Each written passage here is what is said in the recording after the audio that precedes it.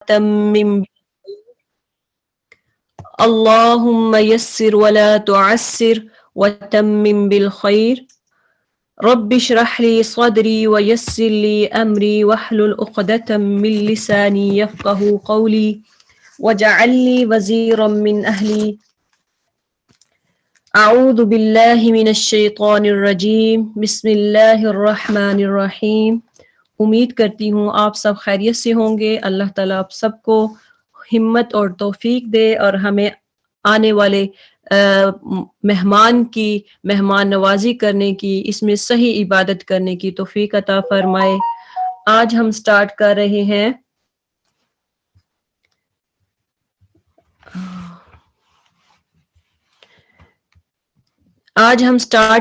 ہیں آیہ نمبر 47۔ یا بنی اسرائیل اذکروا نعمتی التی انعمت علیکم وانی فضلتکم علی العالمین۔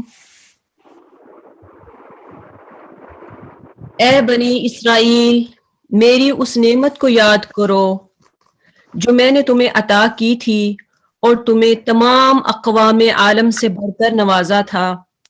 اس آیت میں اللہ تعالیٰ بنی اسرائیل کو اپنی نعمتیں یاد دلا رہے ہیں، ان کو ریمائنڈ کرا رہے ہیں کہ میں نے تمہیں کتنی نعمتیں دی، کتنی بلیسنگ کی تم پر، لیکن اللہ تعالیٰ کہتے ہیں میں نے تمہیں جہان والوں پر فضیلت بھی دی۔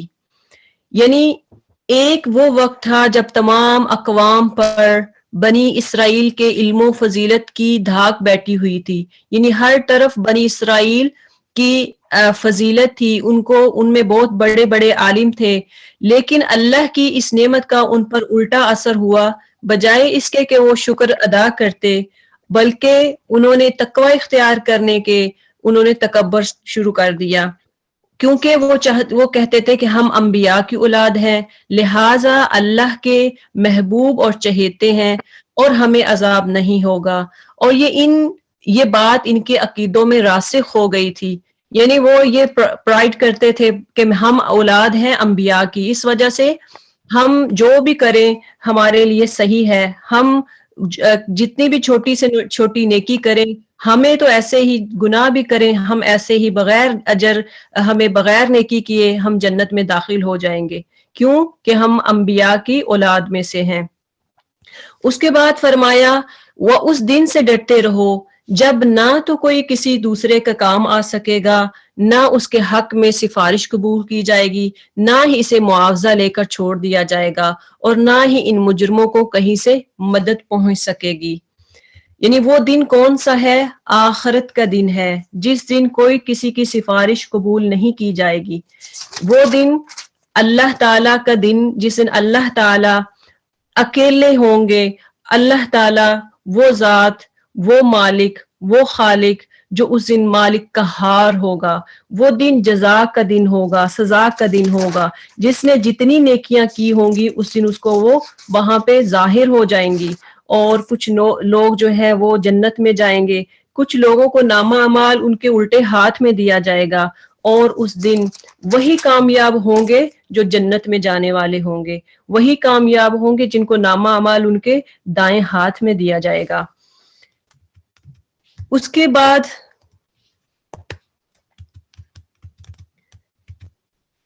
پھر وہ وقت بھی یاد کرو جب ہم نے تمہیں آل فرعون سے نجات دی تھی۔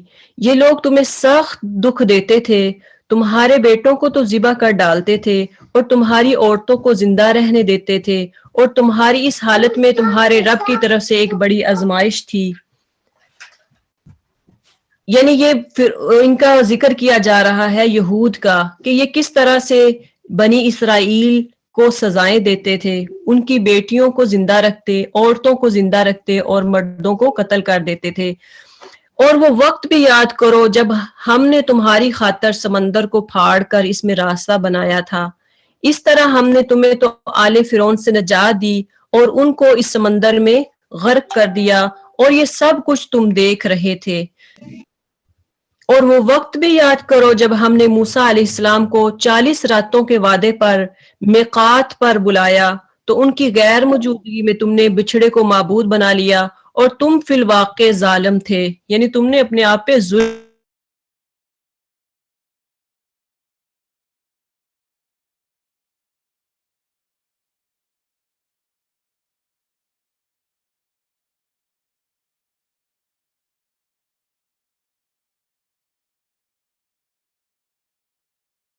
اپنی قوم سے کہا اے میری قوم تم نے بچڑے کو معبود بنا کر اپنے آپ پر بڑا ظلم کیا، لہٰذا اپنے خالق کے حضور توبہ کرو اور اپنی جان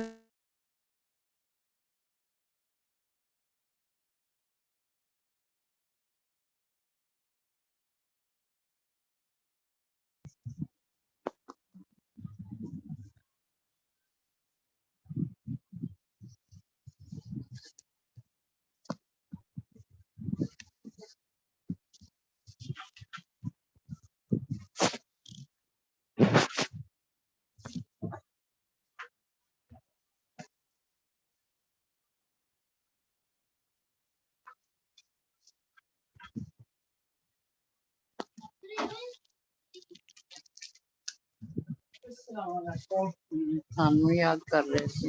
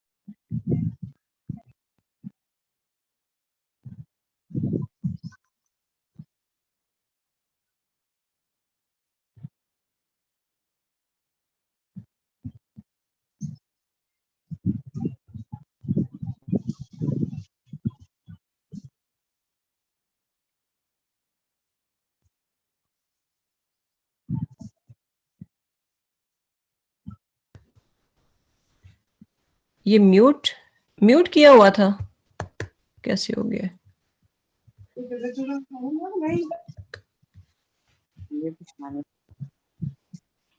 یہ ماریا آوازیں آ رہی ہیں،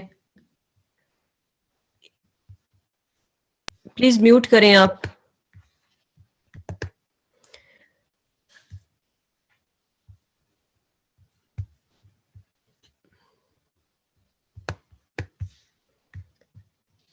اب مجھے نہیں پتا کس آیت سے آپ لوگوں نے نہیں سنا.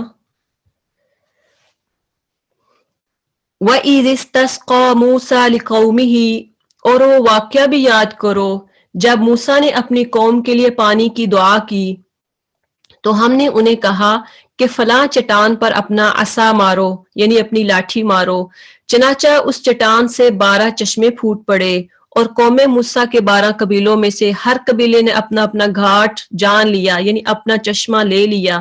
ساتھ ہی ہم نے انہیں یہ کہہ دیا تھا کہ اللہ کے عطا کردہ رزق سے کھاؤ پیو، مگر ایک دوسرے کی چیزیں غصب کر کے زمین میں فساد نہ مچاتے پھرنا. اللہ تعالیٰ سے جب انہوں نے پانی مانگا تو اللہ تعالیٰ نے انہیں حضرت موسیٰ علیہ السلام سے کیا کہا کہ اپنے عصا کو، اپنی لاٹھی کو زمین پہ مارے تو 12 چشمے پھوٹ پڑے. اب یہ بھی اللہ تعالیٰ کی بہت بڑی ان پہ نعمت تھی. اور وہ واقعہ بھی یاد کرو جب تم نے موسیٰ سے کہا تھا موسیٰ ہم ایک ہی طرح کے کھانے پر ہرگز صبر نہیں کر سکتے، لہٰذا ہمارے لیے اپنے رب سے ان چیزوں کے لیے دعا کرو جو زمین سے پیدا ہوتی ہیں، جیسا کہ ساگ، ترکاری، گہیوں، مسور اور پیاز وغیرہ. یعنی ان کو من سلوا جیسے ایک روسٹ چیز ہوتی ہے اور میٹھی ڈیزرٹ جو ہوتی ہیں یہ چیزیں دی گئی تھی، انہوں نے ان چیزوں کا انکار کیا کہ ہم تو روز کھا کھا کے تنگ آ گئے ہیں، اب لہٰذا ہمیں ساگ، ترکاریاں یعنی ویجیٹیبلز اور گندم سے بنی ہوئی چیزیں اور مسور دالیں وغیرہ اور پیاز وغیرہ ہمیں دیا جائے۔ لہٰذا موسیٰ نے انہیں کہا کیا تم بہتر چیز کے بدلے گھٹیا چیز تبدیل کرنا چاہتے ہو؟ بہتر چیز کیا تھی؟ من و سلوہ تھا، اور گھٹیا یہی بات ہے تو اس کسی شہر کی طرف نکل جاؤ، جو تم چاہتے ہو وہاں تمہیں مل جائے گا، اور انجام کار ان پر ذلت اور بدحالی مسلط کر دی گئی۔ آخر کار ان کا انجام کیا ہوا؟ ان پہ ذلت اور بدحالی مسلط کر دی گئی اور وہ اللہ کے غضب میں آ گئے، جس کی وجہ یہ تھی کہ وہ اللہ تعالیٰ کی آیات کا انکار کرتے تھے اور انبیاء کو ناحق قتل کرنے لگے تھے، اور ان باتوں کی وجہ سے اور انبیاء کو ناحق قتل کرتے، وہ اللہ کی نافرمانی کرتے اور آگے آگے نکل جاتے تھے، یعنی حد سے زیادہ وہ بڑھ گئے۔ جو شریعت نے ایک ان کو حکم دیا تھا اس سے زیادہ انہوں نے اپنے آپ کو حد سے زیادہ بڑھا دیا۔ جو لوگ بظاہر ایمان لائے ہیں اور جو یہودی ہیں یا عیسائی یا سابی، یعنی سابی کہتے ہیں جو بے دین ہیں، ان میں سے جو بھی فی الحقیقت اللہ پر اور آخرت کے دن پر ایمان لائے اور عمل بھی اچھے کرے تو ایسے ہی لوگوں کو اپنے رب کے ہاں سے اجر ملے گا، اور ان پر نہ تو کوئی خوف طاری ہوگا اور نہ وہ غمگین ہوں گے۔ اور اس کے بعد دن پر من آمن باللہ، اور اے بنی اسرائیل وَإِذْ أَخَذْنَا مِيثَاقَكُمْ، اور اے بنی اسرائیل وہ واقعہ بھی یاد کرو جب ہم نے تم پر طور پہاڑ کو بلند کر کے تم سے پختہ عہد لیا تھا اور کہا تھا جو کتاب ہم نے تمہیں دی ہے اس پر مضبوطی سے عمل پیرا ہونا، اور جو احکام اس میں درج ہیں انہیں خوب یاد کرنا، اس طرح شاید تم پرہیزگار بن جاؤ۔ یعنی طور پہاڑ کو جیسے ایک بادل ہوتا ہے، بادلوں کی طرح ان پر طور پہاڑ کا سایہ کیا تھا، تو وہاں پہ گرمی بہت زیادہ تھی، اس لیے اللہ تعالیٰ نے ان پہ ایک جیسے ایک چھتری ہوتی ہے، چھتری امبریلا کی طرح ان کے اوپر بادلوں کو لے آئے، سایہ کر دیا۔ تو یہ ایک بہت بڑی نعمت تھی ان کے لیے، لیکن انہوں نے اس کو بھی جھٹلایا، اس نعمت کو بھی انہوں نے ختم کر دیا۔ اور تم اپنے ان لوگوں کو بھی خوب جانتے ہو جنہوں نے سبت کہتے ہیں ہفتے کے دن چھٹی منانے کے قانون کے بارے میں زیادتی کی تھی، لہٰذا ہم نے ان سے کہا کہ بندر بن جاؤ کہ تم پر لعنت ہے، تم خسارہ پانے والے ہو۔ اب ایک دن ہفتے کا دن تھا جس میں ان کو مچھلیاں پکڑنا منع کیا گیا تھا، اس کے باوجود بھی وہ منع نہ ہوئے، وہ ہیلے بہانے کر کے چھوٹی چھوٹی کیاریاں بنا کے اس سے مچھلیاں کہ رات کو آ جائیں گی اور ہم اگلے دن پکڑ لیں گے۔ تو یہود ہو ان کا طریقہ یہی تھا کہ جس چیز سے منع کیا جاتا اس سے ایک طرف منع نہ ہونا بلکہ کوئی اور بہانہ ڈھونڈ کے وہی کام کرنا شروع کر دینا۔ آگے جب موسیٰ علیہ السلام نے اپنی قوم سے کہا کہ اللہ تمہیں ایک گائے ذبح کرنے کا حکم دیتا ہے تو وہ موسیٰ سے کہنے لگے کیا تو ہم سے دل لگی کرتا ہے، یعنی مذاق کرتا ہے؟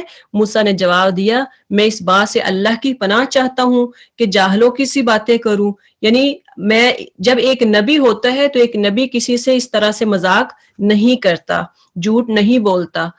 تو وہ کہنے لگے موسیٰ اپنے پروردگار سے درخواست کیجئے کہ وہ ہم پر یہ واضح کر دے کہ وہ گائے کیسی ہونی چاہیے۔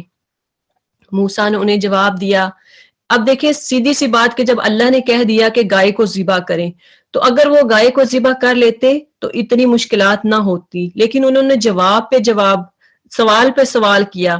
موسیٰ نے انہیں جواب دیا کہ اللہ تعالیٰ فرماتا ہے کہ وہ گائے ایسی ہونی چاہیے جو نہ تو بوڑھی ہو اور نہ بچیا بلکہ درمیانی عمر کی جوان ہو، لہٰذا تمہیں یہ حکم دیا جا رہا ہے اس پر عمل کرو۔ اب اس کے بعد پھر وہ کہنے لگے موسیٰ اپنے پروردگار سے درخواست کیجئے کہ وہ ہمارے لیے اس کے رنگ کی بھی وضاحت کر دے۔ موسیٰ نے کہا کہ اللہ تعالیٰ فرماتا ہے کہ ایسے شوخ زرد رنگ کی ہو جو دیکھنے والوں کا دل خوش کر دے۔ پھر وہ کہنے لگے موسیٰ ہمارے لیے اس گائے کی مزید وضاحت کی درخواست کیجئے کیونکہ ایسی گائے تو بہت ہیں اور مطلوبہ گائے ہم پر مشتبہ ہو گئی ہے، یعنی ہمیں پتہ نہیں چل رہا ہم کیسی گائے لیں، اور اگر اللہ نے چاہا تو ہم ضرور اس کا پتہ لگا لیں گے۔ موسیٰ نے کہا کہ وہ گائے ایسی ہونی چاہیے جس سے خدمت نہ لی جاتی ہو، جو نہ تو زمین جوتتی ہو اور نہ کھیتی کو پانی پلاتی ہو، صحیح و سالم ہو اور اس میں کوئی داغ نہ ہو۔ وہ کہنے لگے موسیٰ اب تم نے ٹھیک ٹھیک پتہ بتلا دیا ہے۔ انہوں نے گائے ذبح کی جب کہ معلوم ایسا ہو رہا تھا کہ وہ یہ کام نہیں کریں گے۔ اب دیکھیں جب کسی کو نیکی کا کام کی طرف لایا جائے، نماز کا کہا جائے، اب ہم اتنی بدعات کرتے، بدعات سے روکا جائے تو وہ پھر اپنا یعنی کام نہ کرنے کے لیے، اس چیز کو ایکسیپٹ نہ کرنے کے لیے طرح طرح کے انسان بہانے بناتا ہے، سوال پہ سوال کرتا ہے۔ اس کا مطلب ہوتا ہے کہ وہ آپ کی بات کو توجہ نہیں دینا چاہتے، وہ آپ کی بات کو ماننا نہیں چاہتے۔ تو ہمیں چاہیے کہ جیسے اللہ نے ہمیں، شریعت نے ہمیں جو بتا دیا، کوئی حدیث سے ہمیں بات پتہ چلتی ہے جو پہلے ہمیں نہیں پتہ تھی، تو ہمیں بجائے اس کے مان لینے سوال کرنے نہیں چاہیے۔ ہم نے حکم دیا کہ اس ذبح شدہ گائے کے گوشت کا ایک ٹکڑا مقتول کی لاش پر مارو۔ چنانچہ مقتول نے بول کر اپنے قاتل کا پتہ بتا دیا۔ اللہ تعالیٰ اسی طرح مردہ کو زندہ کرے گا اور تمہیں اپنی نشانیاں دکھاتا ہے تاکہ تم سمجھو۔ یہ قتل کا واقعہ ہے جو بنی اسرائیل میں قتل ہوا تھا، اسی جس نے قتل کیا تھا وہ بھی قتل ڈھونڈتا پھر رہا تھا، قاتل بھی اسی خاندان کا اور مقتول بھی۔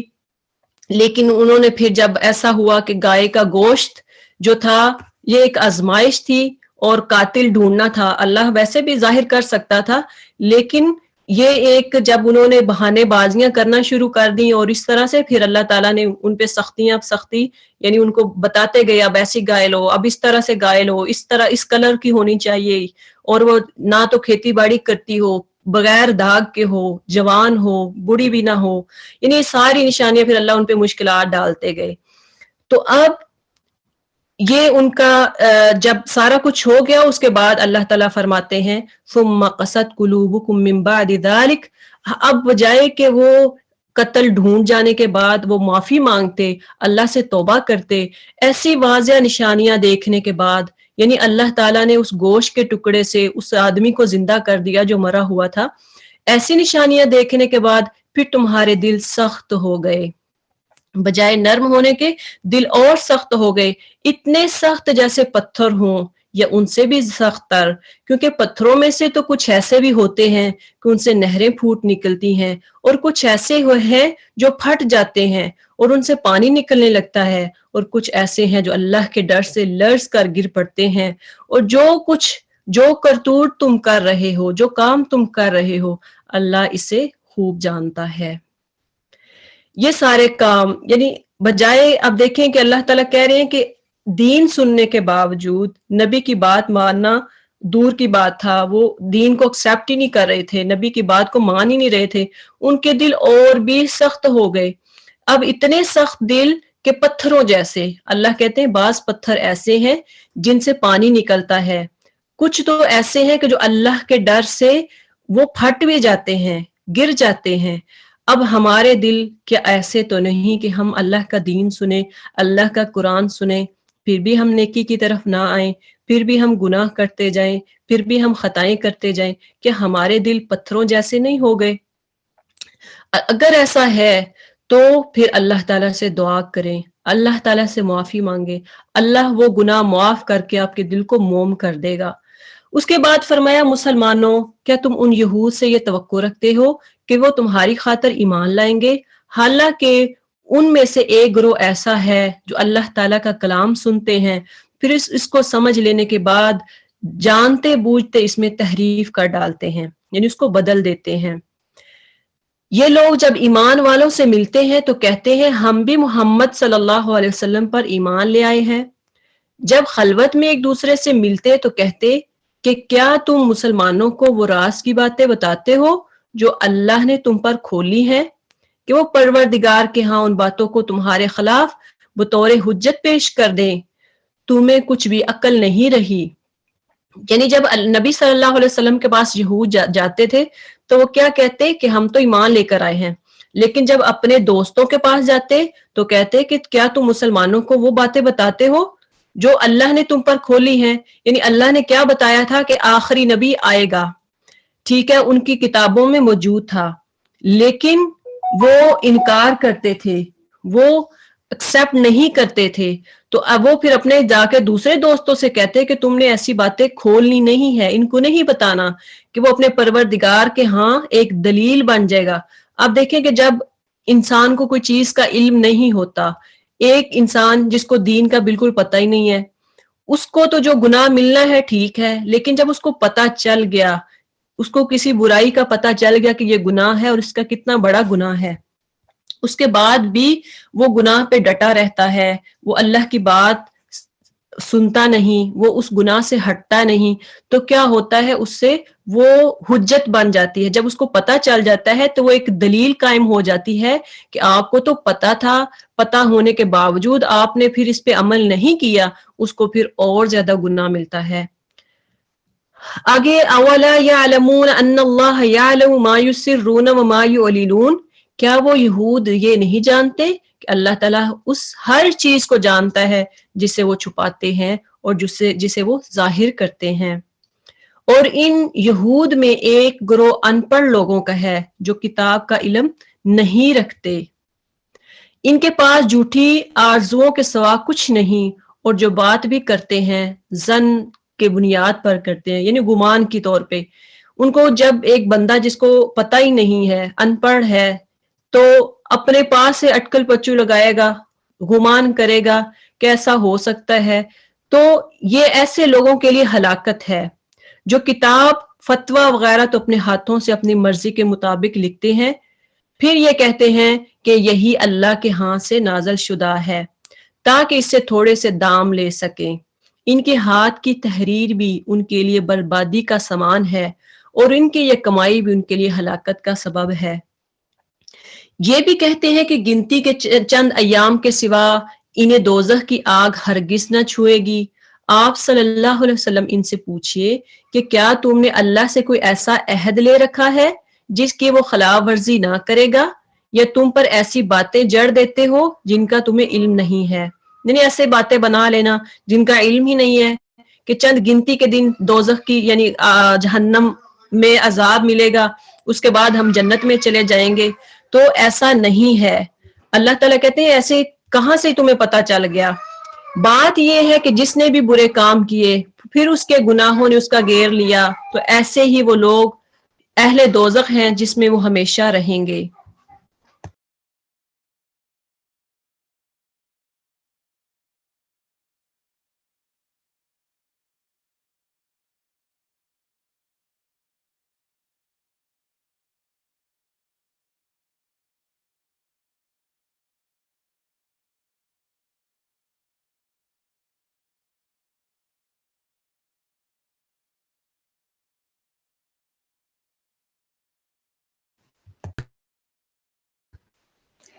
بات یہ ہے کہ جس نے بھی برے کام کیے پھر اس کے گناہوں نے اس کا گھیرا کر لیا، تو ایسے ہی لوگ اہل دوزخ ہیں جس میں وہ ہمیشہ رہیں گے. اب یہ ہے کہ جس نے برا عمل کیا، جیسا کیا، اس کی غلطی، اس کی خطا جیسی ہوگی اسی طرح سے اس کی عذاب بھی ہوگا. اور جو لوگ ایمان لائے اور اچھے کام کیے تو یہی لوگ جنت کے مستحق ہیں جس میں وہ ہمیشہ رہیں گے. یعنی ایمان لائے اور اچھے کام کیے، تو یہ دو چیزیں عمل اور یعنی جو عمل کرتا ہے ایمان کے ساتھ، آخرت پر یقین رکھنا اور ساتھ اچھے اعمال کرنا، یہ دو بنیادیں ہیں جنت میں لے کے جانے والی. اور فرمایا پھر وہ ہمیشہ ہمیش جنت میں رہیں گے.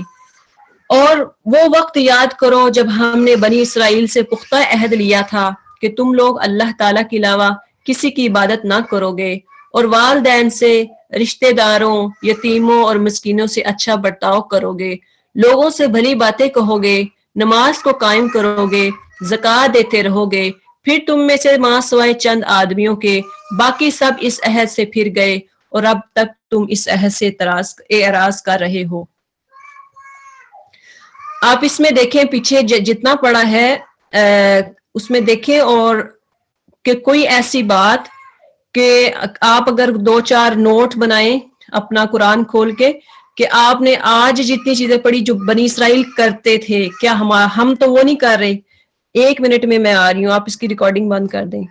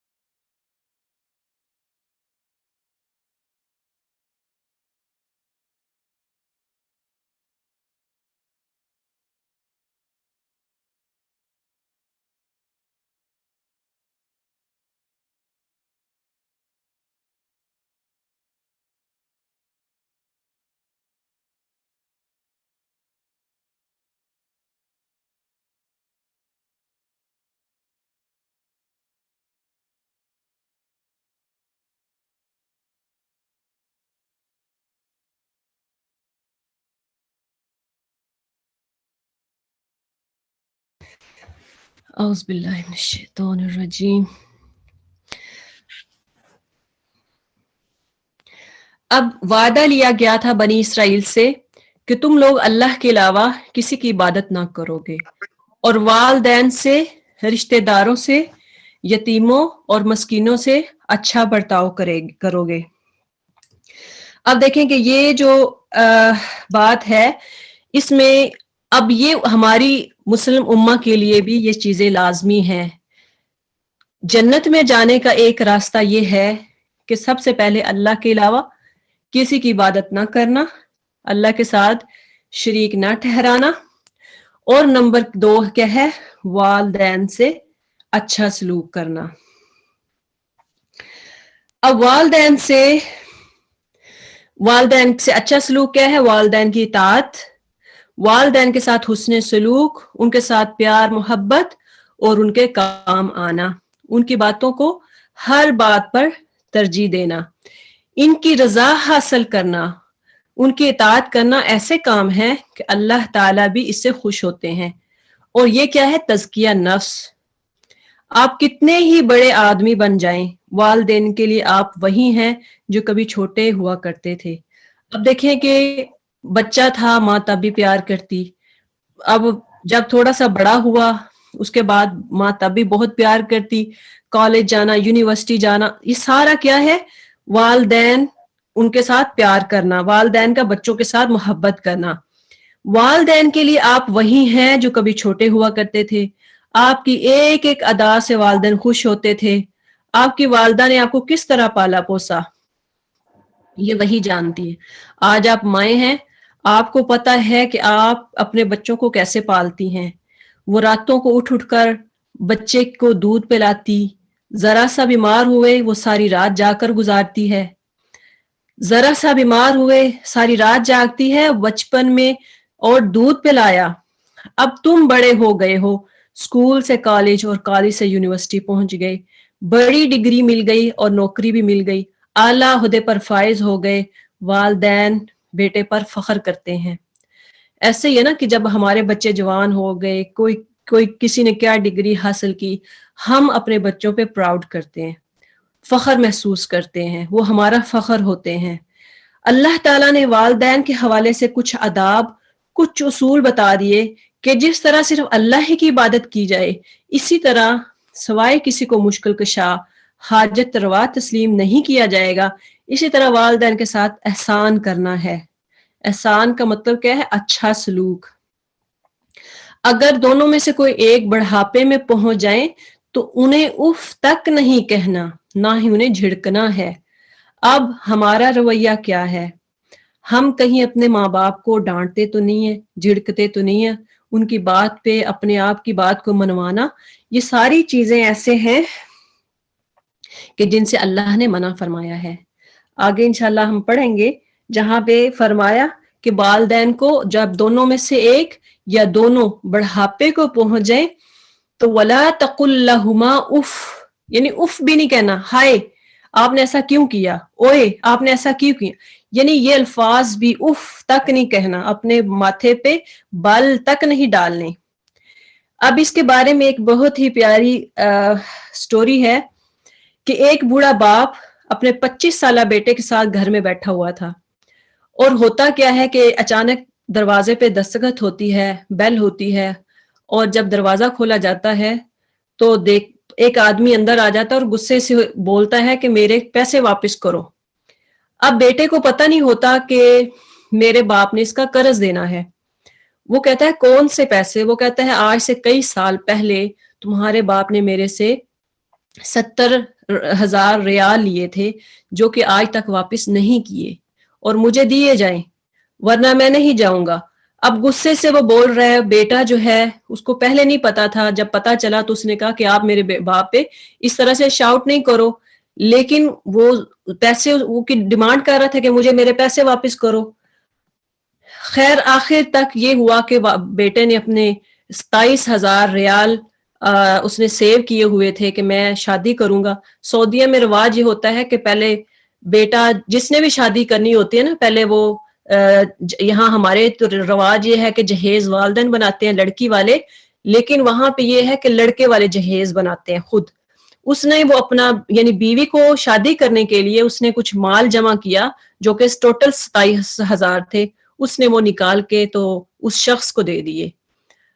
اب دیکھیں کہ ہم جو والدین کی دعائیں ہوتی ہیں وہ ہمیں بہت بڑی مصیبتوں سے بھی بچاتی ہیں, اور ہمارے ساتھ والدین کی جو دعائیں ہیں وہ ہماری کامیابی میں بھی ہمارے ساتھ ہوتی ہیں. اگر کوئی آپ کامیاب ہیں, آپ دنیا میں بہت بڑے عہدے پہ ہیں, آپ خوش ہیں, سمجھ لیں آپ کے پیچھے آپ کے والدین کی دعائیں ہیں, آپ کے ساتھ آپ کے والدین ہیں, وہ دعائیں کر رہے ہیں. اور کچھ ایسی بھی بہنیں ہوں گی کہ جن کے والدین آج وہ اپنے والدین کی دعاؤں سے محروم ہو گئے. خدا را اپنے والدین کی دعائیں لیا کریں, ان سے وہ آپ سے خوش ہوں گے اور ان کے دل سے آپ کے لیے دعائیں اٹھیں گی.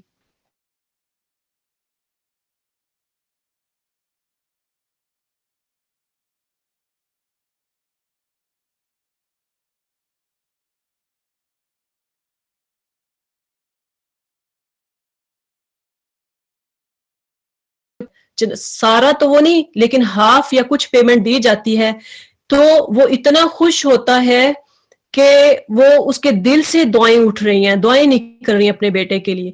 ہمارے ساتھ بھی ایسا ہوتا ہے جب اپنے والدین کو آپ بن بتائے ان کی ضروریات پورا کرتے ہیں, ان کو کپڑے دیتے ہیں, ان کی ضرورت پوری کرتے ہیں, ان کو خوش رکھتے ہیں, ان کے دل سے کتنی دعائیں نکلتی ہیں وہ ہمیں نہیں پتا. لیکن ہم اب جانتے ہیں کہ جب ہم کوئی کامیابی حاصل کرتے ہیں ہمیں پتہ چل جاتا ہے کہ یہ میرے ماں باپ کی دعا میرے ساتھ ہے. اب ہوا کیا کہ اس نے دعا دی, ایک چھوٹی سی نوکری پہ فائز تھا,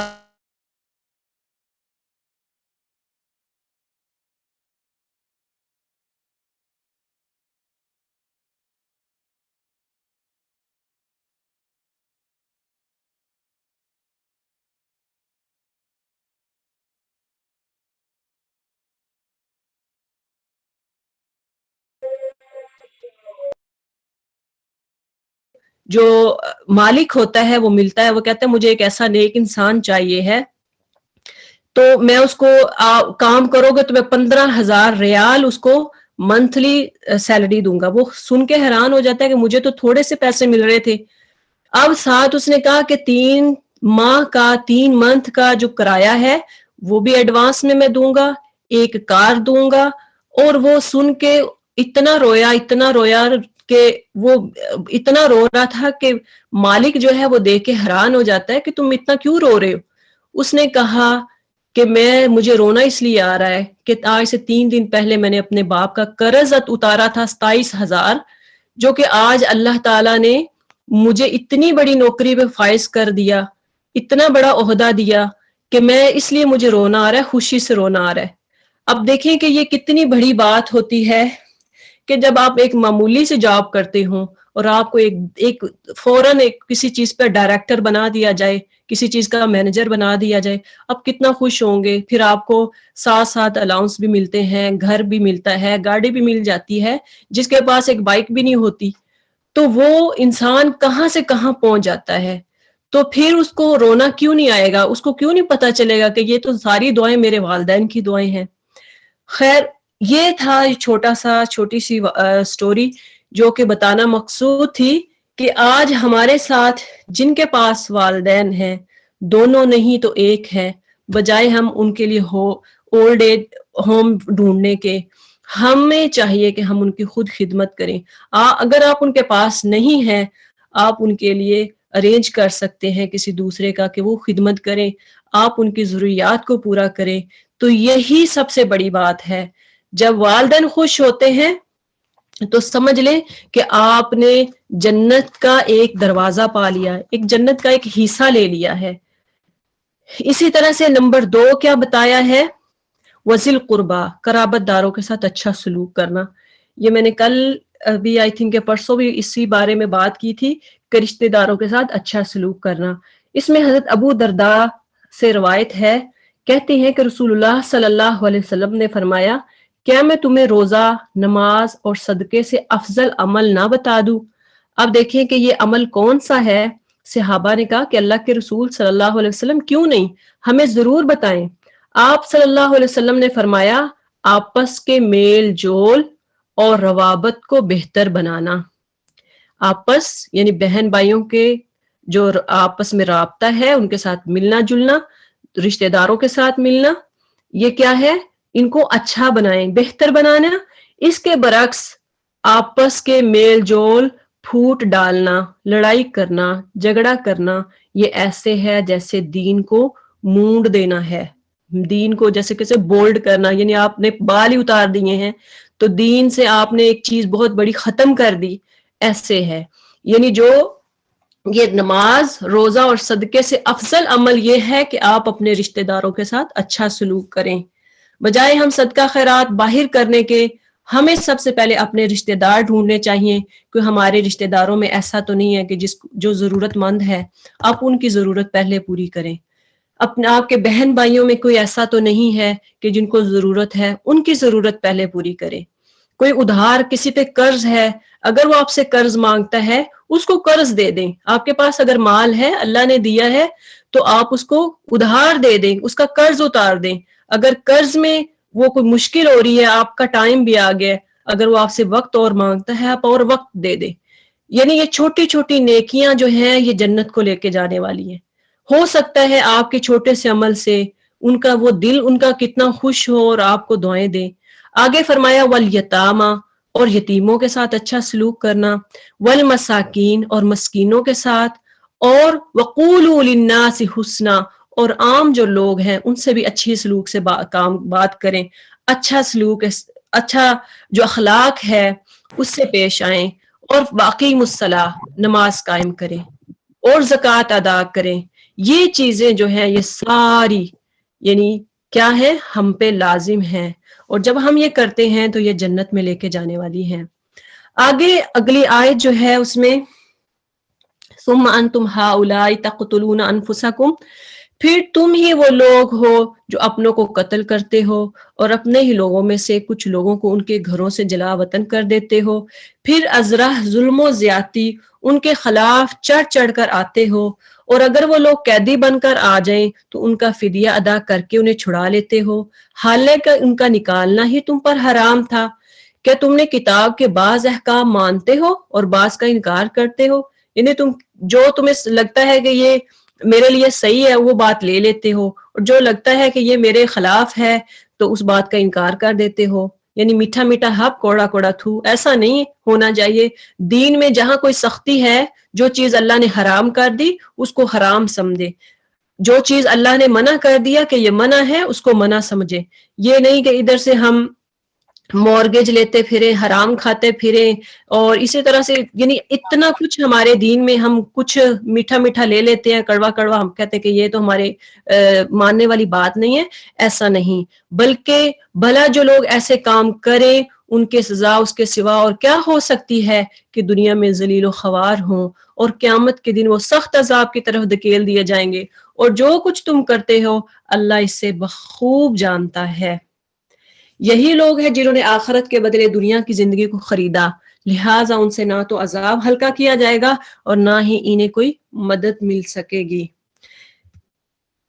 اور بلا شبہ ہم نے موسیٰ علیہ السلام کو کتاب دی، پھر اس کے بعد پے در پے رسول بھیجے، یعنی ایک کے بعد دوسرا کنٹینیو، اور عیسیٰ علیہ السلام، عیسیٰ بن مریم کو واضح معجزے عطا کیے اور روح القدس سے ان کی تائید کی۔ پھر جب بھی کوئی رسول کوئی چیز لایا جو تمہاری خواہش کے خلاف تھی تو تم اکڑ بیٹھے۔ رسولوں کا ایک گروہ ایسا تھا جسے تم نے جھٹلایا اور ایک گروہ کو تم نے قتل کر ڈالا۔ یہ یہودیوں کے بارے میں کہ یہودیوں نے موسیٰ علیہ السلام، جب اللہ تعالیٰ نے موسیٰ علیہ السلام کے بارے میں کہ کتاب دی، کچھ چیزوں پہ عمل کیا، کچھ پہ نہیں کیا، اور عیسیٰ جو تھے، حضرت عیسیٰ علیہ السلام آخری نبی تھے، اور ان کو بھی کیا کیا، قتل کرنے کے دھر پہ ہو گئے۔ اب اگلی آیت میں وَقَالُوا قُلُوبُنَا غُلْفٌ، تو وہ کیا کہتے تھے؟ یہود یہ کہتے تھے کہ ان کے دل غلافوں میں محفوظ ہیں، یعنی جن میں کوئی نیا عقیدہ داخل نہیں ہو سکتا، نئی بات داخل نہیں ہو سکتی۔ بات یوں نہیں کہ ان کے دلوں پہ غلاف تھے، بلکہ اللہ تعالیٰ نے ان کے کفر کی وجہ سے ان پر لعنت کر دی ہے، لہٰذا ان سے تھوڑے ہی ایمان لاتے ہیں۔ یعنی کچھ چیز کہنا کہ میں تو اس بات کو ایکسیپٹ ہی نہیں کروں گی، قبول ہی نہیں کروں گی، وَقَالُوا قُلُوبُنَا غُلْفٌ، کہ ہمارے دلوں میں کیا ہے، غلاف چڑھا ہوا ہے۔ جیسے قرآن پہ ایک غلاف چڑھا لیتے ہیں، ایک خول، تو یہ یہودی کہا کرتے تھے کہ ہمارے دل ایک غلاف میں ہے۔ اللہ کہتے ہیں نہیں، ان پہ دلوں کے پہ غلاف نہیں چڑھا، بلکہ اللہ نے ان کے کفر کی وجہ سے لعنت کی ہے۔ اور جب ان کے پاس اللہ کی طرف سے ایسی کتاب آ گئی جو اس کتاب کی بھی تصدیق کرتی ہے جو ان یہود کے پاس ہے، اور اس سے بیشتر وہ کفار کے مقابلے میں آنے والے نبی کے ذریعے سے فتح و نصرت کی دعائیں مانگا کرتے تھے، تو جب ان کے پاس وہ چیزیں، کتاب یا رسول محمد صلی اللہ علیہ وسلم آ گئی جسے انہوں نے پہچان بھی لیا تو اس کا انکار کر دیا۔ یعنی کتاب کون سی؟ جو نبی صلی اللہ علیہ وسلم پر اتاری گئی، قرآن مجید، جسے انہوں نے پہچان بھی لیا کہ یہ حقیقت میں سچے نبی ہیں، اس کے بعد انہوں نے کیا کیا؟ انکار کر دیا۔ سو ایسے کافروں پر اللہ تعالیٰ کی لعنت ہے۔ کیسی بری چیز ہے جس کی خاطر انہوں نے اپنے آپ کو بیچ ڈالا، اور وہ بری چیز یہ ہے کہ وہ محض اس ضد اور حسد کی بنا پر اللہ کی نازل کردہ ہدایت کو قبول کرنے سے انکار کرتے ہیں کہ اللہ تعالیٰ نے اپنے فضل، یعنی فضل کیا ہے؟ وحی سے اپنے جس بندے کو خود چاہا اس پر نازل کر دیا، لہٰذا اب یہ اللہ کے غضب پر غضب کے مستحق ہوں گے، اور ایسے کافروں کو ذلت کا عذاب ہوگا، بغضب علی غضب، یعنی غصے پہ غصہ۔ تو یہ ایک تاکیدن بات کی گئی ہے کہ اتنا غصہ کہ اللہ تعالیٰ ان سے بہت ناراض ہیں، ان پہ اتنے عذاب آئے یہودیوں پر، ایک کے بعد دوسرا عذاب آیا، ایک کے بعد دوسرا آیا، لیکن انہوں نے عبرت حاصل نہ کی، سوائے اللہ ماشاء اللہ بہت کم لوگوں کے۔ اور جب ان سے کہا جاتا ہے کہ اللہ نے جو کتاب اتاری ہے اس پر ایمان لاؤ، تو کہتے ہیں ہم تو اسی پر ایمان لاتے ہیں جو ہم پر نازل ہوئی تھی، اور جو کچھ اس تورات کے علاوہ ہو اسے وہ نہیں مانتے، حالانکہ وہ قرآن برحق ہے جو اس تورات کی تصدیق بھی کرتا ہے۔ اب آپ نے پیچھے دیکھا کہ اللہ پر ایمان لے کے آنا، نماز پڑھنا، زکوٰۃ دینا، والدین کے ساتھ اچھا سلوک کرنا، یتیموں کے ساتھ، مسکینوں کے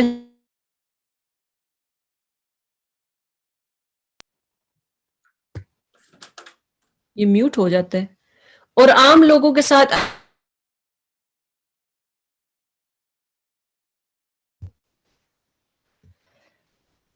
تو یہ ساری چیزیں یہود یہ کتاب میں، تورات میں موجود تھا کہ یہ ساری چیزیں آپ نے ماننی ہے۔ اس کے باوجود قرآن میں بھی تو ساری ایسی چیزیں ہیں جو تصدیق بھی کرتی ہیں، یعنی تورات تصدیق کرتی تھی، مانتی تھی کہ قرآن صحیح ہے، قرآن کے بارے میں تورات میں پہلے ہی آ چکا تھا، جو ان کے پاس ہے۔ اے پیغمبر آپ ان سے پوچھئے کہ اگر تم اپنی ہی کتاب پر ایمان لانے والے ہو تو اس سے بیشتر اللہ کے نبیوں کو کیوں قتل کرتے رہے ہو؟ یعنی اگر تم اپنی کتاب پہ عمل کرتے ہو تو پھر یہ بتاؤ کہ تم قرآن پہ پھر تم تورات پہ کیوں نہیں عمل کرتے تھے، تورات پہ کیوں نہیں عمل کیا۔ اگلی آیت وَلَقَدْ جَاءَكُم مُوسَىٰ بِالْبَيِّنَاتِ، تمہارے پاس موسیٰ کیسے واضح معجزے لے کر آئے تھے، پھر تم نے ان کی عدم موجودگی میں بچڑے کو معبود بنا لیا، اور تم تو ہو ہی ظالم لوگ۔ اللہ تعالیٰ فرماتے ہیں کہ موسیٰ علیہ السلام کو کتنے معجزے دیے گئے، آپ انشاءاللہ اس کی ڈیٹیل میں پڑھیں گے کیا کیا معجزے، جیسے سمندر میں عصا مارنا، لاٹھی مارنا، 12 چشمے پھوٹ پڑے، اسی طرح سے باقی بادلوں کا سایہ اور وغیرہ وغیرہ، اور اسی طرح من و سلوہ دینا، یہ ساری چیزیں ان کا انکار کر دیا۔ اور وہ واقعہ بھی یاد کرو جب ہم نے طور پہاڑ کو تمہارے اوپر اٹھا کر تم سے اقرار لیا اور حکم دیا تھا کہ جو کتاب تمہیں دی جا رہی ہے اس پر مضبوطی سے عمل پیرا ہونا اور اس کے احکام غور سے سننا، تو تمہارے اسلاف کہنے لگے کہ ہم نے یہ حکم سن لیا، اور دل میں کہا ہم مانیں گے نہیں۔ ان کے اسی کفر کی وجہ سے بچڑے کی محبت ان کے دلوں میں ڈال دی گئی تھی۔ آپ ان سے کہہ دیجئے کہ اگر تم مومن ہو تو تمہارا یہ ایمان تمہیں کیسی بری باتوں کا حکم دیتا ہے۔ یعنی بچڑے کی محبت کیا تھی کہ بچڑے کی پوجا کرنا۔ جب موسیٰ علیہ السلام میقات میں چلے گئے تھے تو ایک گائے کے بچے کو انہوں نے معبود بنا لیا، اس کی پوجا کرنا شروع کر دی۔ تو آپ ان یہود سے کہیے اگر آخرت کا گھر دوسرے تمام لوگوں کو چھوڑ کر صرف تمہارے ہی لیے مخصوص ہے، اور اگر تم اپنے اس دعوے میں سچے ہو تو پھر مرنے اور مر کر فوراً اسے حاصل کرنے کی آرزو تو کرو۔ یعنی اگر تم واقعہ ہی سچے ہو تو پھر ایسے کرو کہ آخرت کے لیے دعا کرو کہ اللہ ہمیں موت دے دو، اللہ ہمیں مار لو اگر ہم سچے ہیں۔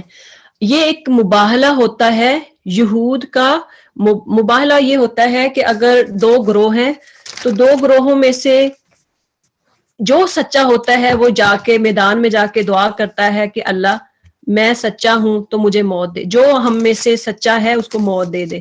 اب سچا بندہ جو اللہ تعالیٰ کا سچا ہوتا ہے، جس نے نیک اعمال کیے ہوں، جس نے اپنی زندگی میں کچھ چھوڑا ہو، وہ تو دعا کرے گا کہ اللہ مجھے موت دے دے۔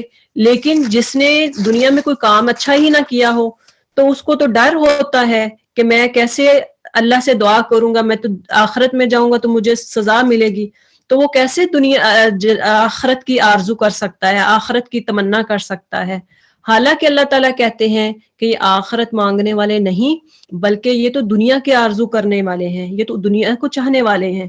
اب دیکھیں کہ یہود کی بات یہاں پہ ہو رہی ہے کہ یہود جو ہے وہ دنیا کو کتنا چاہتے ہیں۔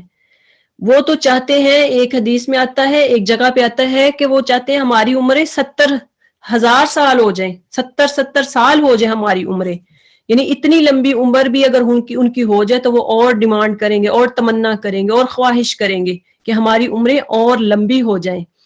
اور دیکھیں کہ یہود دنیا کی لالچ میں اتنے غمزن ہو گئے ہیں، اتنے مگن ہو گئے ہیں کہ ان کی دنیا کی لالچ ختم ہی نہیں ہونے کو۔ آج بھی اگر آپ لے لیں تو یہود جو ہے، اسرائیلی جو ہے، تھوڑے سے لوگ ہیں، اور اس کے باوجود پوری دنیا میں ان کی پروڈکشن، جو ان کی چیزیں جو ہیں پروڈکشن، یہ ساری پوری دنیا میں بک رہی ہیں، پروڈکٹس جو ہیں ان کی۔ یعنی آپ دیکھیں، آپ کریم سے لے کر، شیمپو سے لے کر، چھوٹی سے چھوٹی چائے پتی سے لے کر، ہر چھوٹی سے چھوٹی چیز جو ہے وہ اسرائیلی پروڈکٹ ہے۔ آپ اگر ان کے نمبر دیکھ لیں تو ان کے نمبر جو ہے آپ کو گھر بیٹھے پتہ چل جائے گا کہ ہم کیا کیا چیز جو ہے، چائے سے لے کر، چائے کی پتی سے لے کر، ہر چیز بڑی سے بڑی ہم اسرائیلی پروڈکٹ یوز کر رہے ہیں۔ تو اگر آپ اپنی چیزوں پہ دیکھیں، جو بھی آپ چیزیں استعمال کرتے ہیں، شیمپو ہے، باقی 7 to 9 اگر آپ دیکھیں، پہلا نمبر یہ ہوتا ہے، اس کے باقی جو ہے نا وہ اور لمبا نمبر ہے، لیکن شروع میں جب 7 to 9 دیکھیں گے تو یہود کی پروڈکٹ ہوگی، یعنی یہ یہود کی چیزیں ہوں گی، یہ اسرائیلی چیزیں ہوں گی۔ تو اتنی، یعنی چھوٹی سی قوم، تھوڑے سے لوگ، ان کی اتنی ہرس ہے کہ پوری دنیا میں ان کی چیزیں بک رہی ہیں۔ تو یہ اللہ تعالیٰ نے دیکھیں آج سے 1400 سال پہلے ان کی آرزو بتا دی کہ یہ دنیا میں مگن ہیں، دنیا کی طلب میں لگے ہوئے ہیں۔ اللہ تعالیٰ فرماتے ہیں حقیقت حال تو اس کے بالکل برعکس ہے، آپ انہیں زندہ رہنے کے لیے سب لوگوں سے زیادہ حریص پائیں گے، ان لوگوں سے بھی زیادہ جو حریص جو مشرک ہیں، یعنی مشرکوں سے بھی زیادہ یہ دنیا کے حریص ہیں۔ ان میں سے تو ہر شخص یہ چاہتا ہے کہ اسے 1000 سال عمر ملے، اگر اسے اتنی عمر مل بھی جائے تو وہ اسے عذاب سے بچا تو نہ سکے گی، یعنی انسان کی عمر جتنی بھی ہو جائے وہ اسے عذاب سے نہیں بچائے گی، اور اللہ خوب دیکھنے والا ہے جو کام وہ کر رہے ہیں۔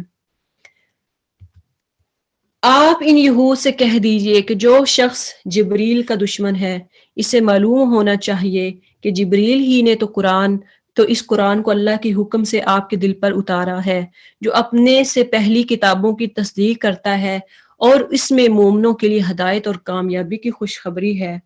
اب دیکھیں کہ مومنوں کے لیے ہدایت کا ذریعہ کیا ہے؟ کتاب ہے، قرآن مجید ہے۔ اور یہود جو ہیں وہ جبریل علیہ السلام کو اپنا دشمن مانتے تھے، کیونکہ جبریل ہی وہ فرشتہ ہیں جو نبی صلی اللہ علیہ وسلم پر قرآن لے کے آئے تھے یا نازل کرتے رہے، تو اسی وجہ سے وہ جبریل سے نفرت کرتے اور میکائیل کو اپنا دوست مانتے تھے۔ اللہ تعالیٰ کیا فرماتے ہیں؟ جو شخص اللہ کا، اس کے فرشتوں کا، اس کے رسولوں کا، جبریل کا اور میکائیل کا دشمن ہو، بلا شبہ اللہ خود ایسے کافروں کا دشمن ہے۔ اللہ تعالیٰ نے ان کا جواب دے دیا کہ اللہ تعالیٰ دشمن ہے ان لوگوں کا جو رسولوں کا، فرشتوں کا، ایک جبریل کا یا میکائیل کا، کسی کا بھی دشمن ہے، گویا وہ اللہ کا دشمن اور اللہ اس کا دشمن ہے۔ ہم نے آپ کی طرف نہایت واضح آیات نازل کی ہیں جن کا بد کرداروں کا سوا کوئی بھی انکار نہیں کرتا، یعنی ہم نے آپ پر آیات کو واضح کر دیا۔ وما یکفر بہا الا الفاسقون، فاسقوں کے علاوہ کوئی بھی ان کا انکار نہیں کرتا سوائے جو فاسق ہیں۔ کیا ہمیشہ ایسا ہی نہیں ہوا کہ جب بھی ان یہود نے کوئی عہد کیا تو انہی کے ایک گروہ نے اسے پس پش ڈال دیا، یعنی اس کو توڑ دیا؟ بلکہ حقیقت یہ ہے کہ ان میں سے اکثر اس پر ایمان نہیں لاتے، اور جب بھی ان کے پاس اللہ کی طرف سے کوئی ایسا رسول آیا جو ان کے پاس موجود کتاب کی تصدیق بھی کرتا تھا تو انہی اہل کتاب کے ایک گروہ نے اللہ کی کتابوں کو یوں اپنے پس پشت ڈال دیا جیسے وہ اسے جانتے ہی نہیں تھے۔ جب بھی اللہ کی طرف سے کوئی رسول آیا تو جو ان کے پاس موجود کتاب کی تصدیق بھی کرتا تھا تو انہوں نے اس کو ماننے سے کیا کر دیا؟ انکار کر دیا۔ اور یہ یہود تورات کے بجائے ان جنتروں منتروں کے پیچھے لگ گئے ہیں، یعنی جادو کے پیچھے، جو سیدنا سلیمان کے دور حکومت میں شیاطین پڑا کرتے تھے۔ سیدنا سلیمان نے ایسا کفر کبھی نہیں کیا، بلکہ کفر تو وہ شیطان لوگ کرتے تھے جو لوگوں کو جادو سکھاتے تھے۔ نیز یہ یہود اس چیز کے بھی پیچھے لگ گئے جو بابل میں ہاروت اور ماروت 2 فرشتوں پر اتاری گئی تھی۔ یہ فرشتے کسی کو کچھ نہ کچھ سکھاتے جب تک یہ نہ کہہ لیتے کہ ہم تو تمہارے لیے آزمائش ہیں، یعنی جب تک وہ سب کچھ بتاتے تھے کہ ہم آزمائش ہیں، لیکن لوگ کہتے کہ ہم نے تو جادو سیکھنا ہے، پھر ان کو جا کے جادو سکھاتے، سو تو کافر نہ بن جا، یعنی ان سے کہتے تھے اگر جادو سیکھو گے تو کافر بن جاؤ گے۔ پھر بھی یہ لوگ ان سے ایسی باتیں سیکھتے جن سے وہ مرد اور اس کی بیوی کے درمیان جدائی ڈال سکیں، حالانکہ وہ اللہ کے حکم کے بغیر کسی کو بھی نقصان نہ پہنچا سکتے تھے۔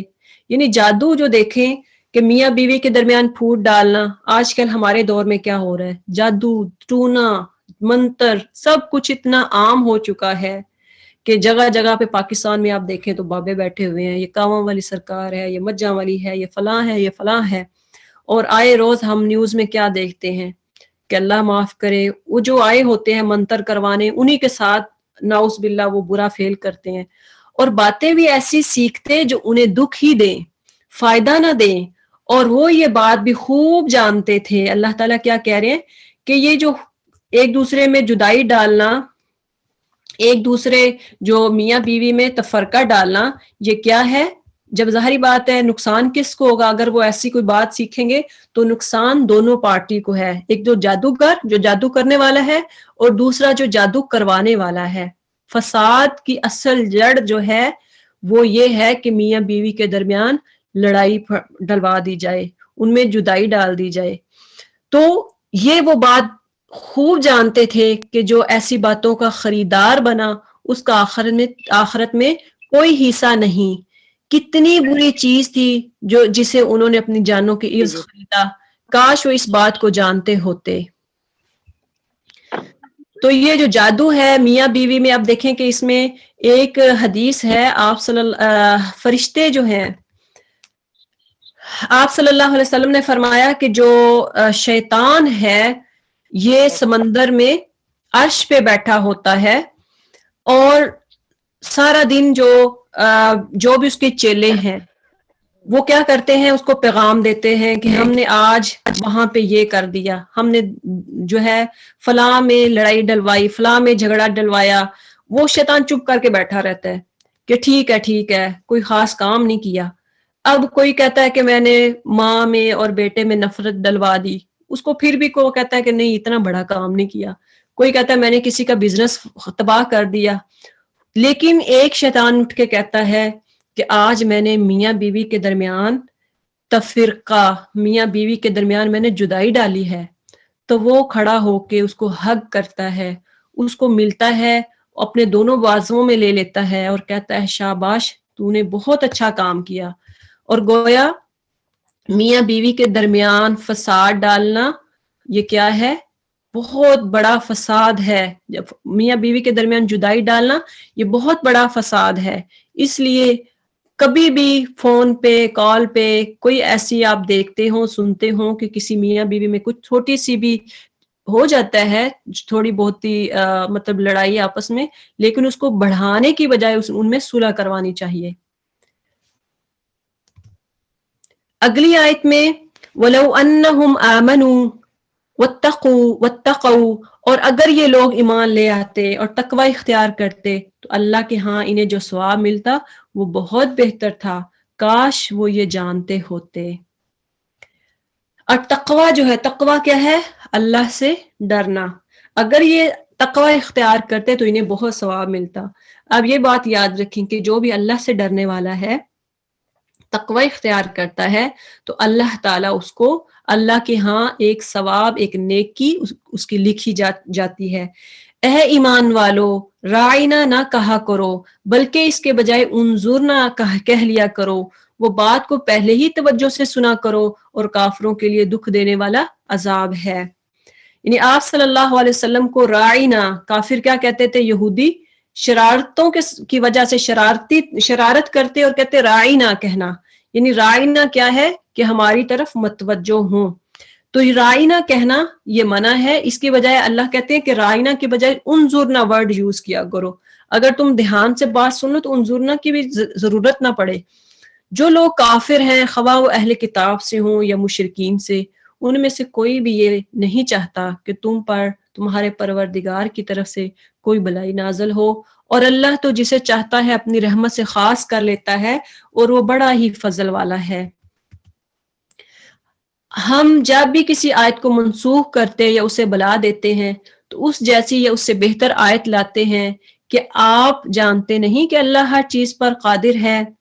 کیا آپ یہ نہیں جانتے کہ آسمانوں اور زمینوں کو کس نے پیدا کیا؟ یہ اللہ کے سوا تمہارا کوئی خبر گیری کرنے والا اور مددگار نہیں ہے. یعنی کیا تمہیں یہ پتہ نہیں ہے کہ اللہ کے علاوہ مددگار کوئی اور نہیں ہے؟ یا تم لوگ یہ چاہتے ہو کہ اپنے رسول سے ایسے ہی سوال کرتے رہو جیسے اس سے پہلے موسیٰ علیہ السلام سے کیے جا چکے ہیں؟ اور جس شخص نے ایمان کی روش کو کفر کی روش سے بدل دیا اس نے سیدھی راہ کو اختیار کیا. یعنی ایمان کو بدل کر کفر میں تبدیل کر لیا، کافر ہو گیا تو اس نے سیدھی راہ کو گم کر دیا، یعنی وہ گمراہ ہو گیا. اہل کتاب میں سے اکثر لوگ یہ چاہتے ہیں کہ تمہارے ایمان لانے کے بعد پھر سے تمہیں کافر بنا دیں، جس کی وجہ ان کا حسد ہے جو ان کے سینوں میں ہے، جبکہ اس سے قبل ان پر حق بات واضح ہو چکی ہے. اے مسلمانوں انہیں معاف کرو اور ان سے درگزر کرو تاکہ اللہ تعالیٰ خود ہی اپنا حکم بھیج دے. بے شک اللہ تعالیٰ ہر چیز پر قادر ہے. اور نماز قائم کرو، زکوٰۃ ادا کرو، اور اپنے لیے جو بھی نیکی کا کام تم آگے بھیجو گے اللہ کے ہاں تم پا لو گے. اور جو کام تم کرتے ہو بلا شبہ اللہ وہ سب کچھ دیکھ رہا ہے. اب نیکی کا کام کیا ہے؟ نماز قائم کرنا، زکوٰۃ ادا کرنا، اور جو بھی چھوٹی سی نیکی، یعنی ایک حدیث میں آتا ہے کہ گزرتے ہوئے راستے میں آپ کوئی بھی کانٹا بھی اٹھا لیتے ہیں، کوئی سٹون اٹھا لیتے ہیں جس سے کوئی دوسرا ہرٹ نہ ہو جائے، تو وہ کیا ہے؟ صدقہ ہے۔ کسی کو دیکھ کر مسکرانا بھی صدقہ ہے۔ تو جو بھی کوئی نیکی کرو گے چھوٹی سے چھوٹی، انہیں اللہ کے ہاں تم پا لو گے۔ اگلی آیت میں ہے اہل کتاب کہتے ہیں کہ جنت میں صرف وہی شخص داخل ہوگا جو یہودی ہو یا عیسائی ہو، یہ ان کی جھوٹی تمنائیں ہیں۔ آپ ان سے کہیے کہ اگر اس کے دعوے میں سچے ہو تو اس کے لیے کوئی دلیل پیش کرو۔ یعنی جنت میں جانے کا یہودی یا عیسائی ہونا نہیں ہے، بلکہ جنت میں وہ جائے گا جس کے اعمال نیک ہوئے۔ بات اصل میں یہ ہے کہ جو شخص بھی اپنے آپ کو اللہ کا فرما بردار بنا دے اور وہ نیکوکار بھی ہو تو اس کا اجر اس کے پروردگار کے ہاں اسے ضرور ملے گا، اور ایسے لوگوں کا نہ کوئی خوف ہوگا اور نہ وہ غمگین ہوں گے۔ یعنی جو شخص اپنے آپ کو اللہ کا فرما بردار بنا لے اور نیک ہو جائے تو اس کا اجر اللہ کے پاس ہے، اور نہ پھر اس کو کوئی غم ہوگا اور نہ اس پر کوئی خوف ہوگا۔ ویسے تو یہ ختم ہونے والا ہے، تھوڑا سا رہ گیا، انشاءاللہ پھر یہاں سے سٹارٹ کریں گے کل۔ وما علینا الا البلاغ وآخر دعوانا ان الحمد للہ رب العالمین سبحان ربک رب العزت عما یصفون وسلام علی المرسلین والحمد للہ رب العالمین۔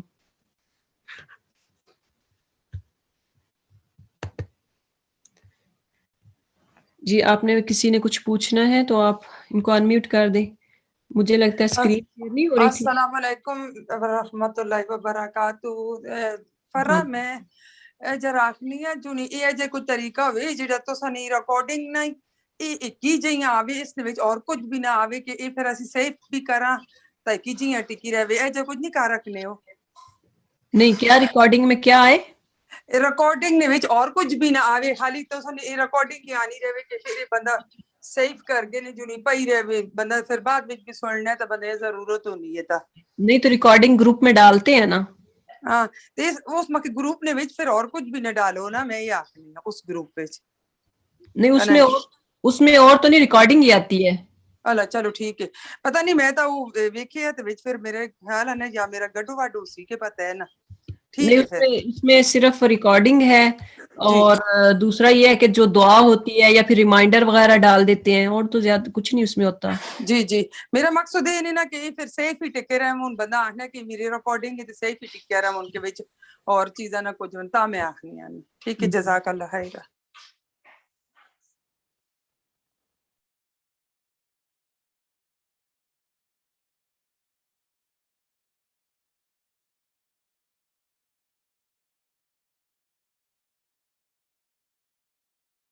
چلیں جی، دعاؤں میں سب یاد رکھیے گا انشاءاللہ، تو صبح ملاقات ہوتی ہے۔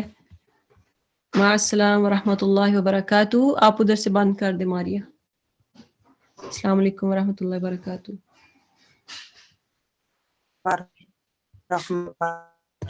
السلام علیکم ورحمۃ اللہ وبرکاتہ۔ وعلیکم السلام۔ وعلیکم السلام ورحمۃ اللہ وبرکاتہ۔